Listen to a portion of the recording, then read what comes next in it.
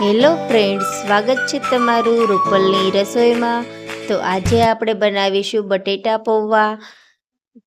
તો આજે આપણે બટેટા પૌવાની રેસીપી ખૂબ જ સરળ અને સાદી રીતે શીખવાના છીએ। તો એમના માટે મેં પૌવાને આ રીતે ધોઈ લીધેલા છે। ચોખાના પૌવા જે આવે છે તે, અને ડોળ નીકળે ત્યાં સુધી ધોઈને આ રીતે આપણે એક બાઉલમાં રાખવાના છે, અને થોડું એવું પાણી ઉપરથી નાખીને 15-20 મિનિટ સુધી રહેવા દેવાના છે।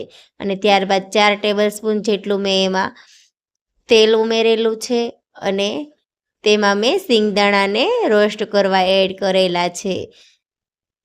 તો આ રીતે ધીમા ગેસની આંચ પર આપણે સિંગદાણાને રોસ્ટ કરવાના છે, આ રીતે દાજી ના જાય તે રીતે। અને તેમાં 1 ટેબલસ્પૂન જેટલી મેં એમાં હિંગ એડ કરેલી છે, અને તેમાં થોડા એવા લીમડાના પાન એડ કરેલા છે। ત્યારબાદ એમાં મેં કટિંગ કરેલા બટેકા એડ કરેલા છે। મીડિયમ સાઇઝમાં આપણે 3 થી 4 નંગ જેટલા બટેકા કટિંગ કરી લેવાના છે। તે સારી રીતે સોતે થઈ જાય ત્યારબાદ આપણે તેમાં મીડિયમ સાઇઝમાં કટિંગ કરેલી 2 નંગ જેટલી ડુંગળી એડ કરવાની છે। જો તમે ડુંગળી ના ખાતા હો તો તમે તેને સ્કીપ પણ કરી શકો છો। આ રીતે બંને વસ્તુને સારી રીતે સોતે કરી લેવાની છે।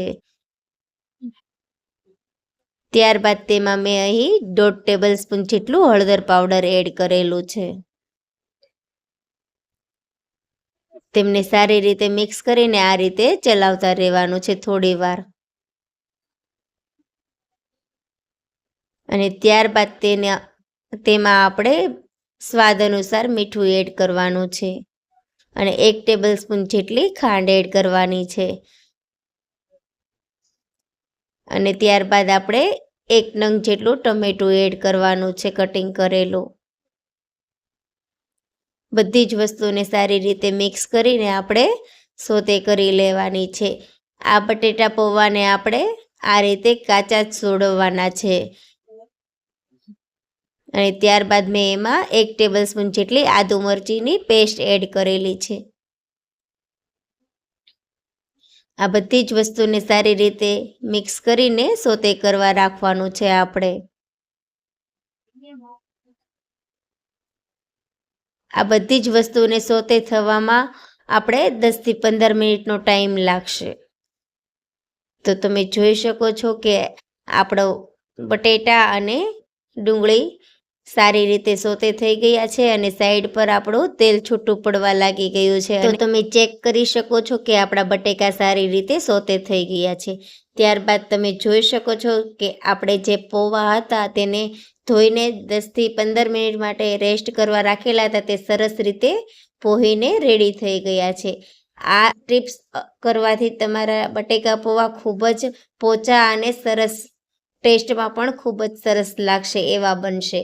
તો આ બધી જ વસ્તુમાં સારી રીતે આપણે પૌવાને મિક્સ કરી લેવાના છે। અને ત્યારબાદ ઉપરથી તેમાં આપણે 1 નંગ જેટલો લીંબુનો રસ એડ કરીશું। જો તમે વધુ લીંબુનો રસ એડ કરવા માંગતા હો તો તમારા ટેસ્ટ પ્રમાણે તમે કરી શકો છો। અને ત્યારબાદ ફરી તેને સારી રીતે મિક્સ કરીને આપણે આ રીતે ધીમા હાથે ચલાવી લેવાનું છે। અને ત્યારબાદ જે આપણે રોસ્ટ કરેલા દાણા હતા તે એડ કરી દેવાના છે। સારી રીતે મિક્સ કરીને આપણા બટેકા પૌવાને રેડી કરી લેવાના છે। અને ત્યારબાદ તેની ઉપર આપણે લીલી કોથમીર એડ કરી દેવાની છે। આમાં તમે દાડમના દાણા પણ નાખી શકો છો, મારી પાસે નહોતા એટલે મેં નથી કરેલા એડ। તો તમે જોઈ શકો છો કે આપણા બટેકા પૌવા છૂટા છૂટા ખૂબ જ સરસ રીતે બની ગયા છે। સાંજ માટે કે નાસ્તા માટે તમે આ બટેકા પૌવા ચા સાથે ખાઈ શકો છો। તો તમને આ રેસીપી કેવી લાગી તે મને કોમેન્ટ બોક્સમાં જરૂરથી જણાવજો। લાઈક કરજો, કોમેન્ટ કરજો અને શેર કરજો। સાઈડ પર આપેલ બેલ આઇકન પર ક્લિક કરજો।